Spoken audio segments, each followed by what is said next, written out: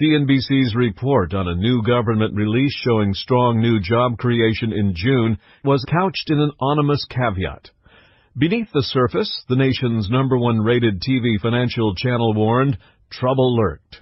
The economy added 222,000 jobs in June, but wage growth remains muted, according to CNBC. Even a 4.4% unemployment rate hasn't been able to put pressure on salaries, which are growing at just a 2.5% rate annually. Trouble is, those figures are not real, which makes the article's scary conclusion just plain wrong. The wage gain figures referenced by CNBC are before inflation.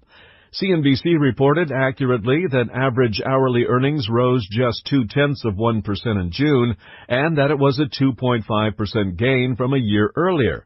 But the financial network's coverage concluded, incorrectly, that wage gains have remained persistently weak. This is because they are not using after-inflation figures.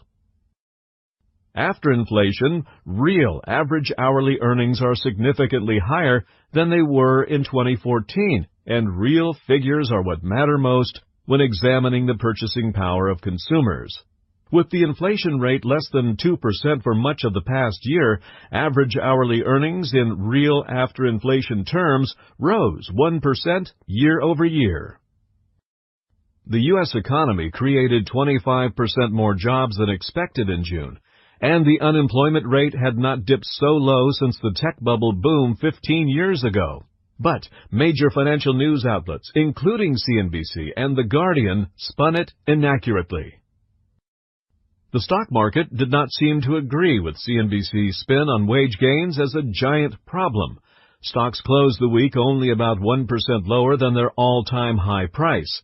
A change in sentiment or unexpected bad news could trigger a 10 or 15% plunge at any time.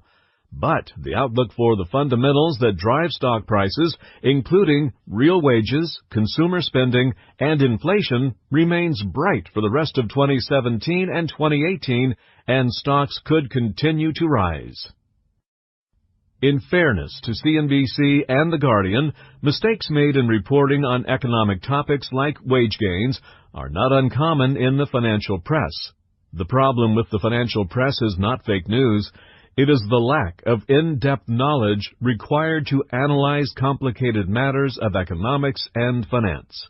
We are independent financial professionals, and you can trust us for news affecting your wealth.